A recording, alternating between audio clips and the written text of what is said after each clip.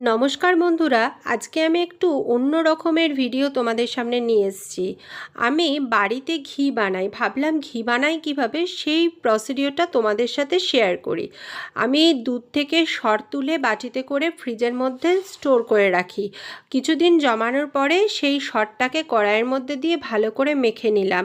মেখে নেওয়ার পরে কড়াইটা গ্যাসের মধ্যে বসিয়ে দিয়েছিলাম। গ্যাসের ফ্লেমটা কিন্তু মিডিয়াম থেকে লোয়ের মধ্যে থাকবে।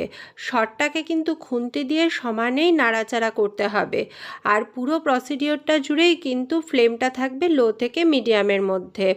কিছুই নেই, যতক্ষণ না ঘিটা তৈরি হচ্ছে ততক্ষণ পর্যন্ত সরটাকে কিন্তু খুন্তি দিয়ে ভালো করে নাড়াচাড়া করতে হবে, মানে হাতটা একটু ব্যথা হবে এই আর কি।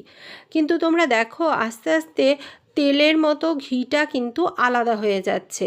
আর এই ঘিটা কিন্তু একদম পিওর ঘি, মানে এর মধ্যে কিন্তু কোনো ভেজাল নেই। আমরা দোকানে যে ঘিগুলো কিনে খাই তার মধ্যে অনেক কিছু মেশানো থাকে। তো আমি ওই জন্য এই ঘিটা বানিয়ে বাচ্চাদেরকে সকালে ওরা যখন স্কুল যায় ওদের ভাতের সাথে এই ঘিটাই ওদেরকে দিই। দেখো আস্তে আস্তে ঘিয়ের কালারটা অনুযায়ী ঘিটা আলাদা হয়ে যাচ্ছে আর খাকিটা আলাদা হয়ে যাচ্ছে। আমরা ওই যে সাদা সাদা মতো যেটা আলাদা পড়ে থাকছে ওটাকে আমাদের এখানে খাকি বলা হয়। আমি জানি না অন্যান্য জায়গায় হয়তো অন্য কোনো কিছু বলে থাকে। তো সমানে কিন্তু নাড়াচাড়া করে যেতে হবে, আর আস্তে আস্তে ঘিটা আলাদা হবে। দেখো বন্ধুরা, ঘিয়ের কিন্তু আস্তে আস্তে কালারটা চলে আসছে, আর যখন ঘিটা বানানো হয় না এত সুন্দর গন্ধ ছাড়ে, পুরো বাড়ি মমা করে ঘিয়ের গন্ধ। আর এই ঘি দিয়ে পরোটা, লুচি এগুলো করে খেলে তো তার স্বাদটা মানে অসাধারণ হয়। বাড়িতে বানানো ঘি বলে কথা।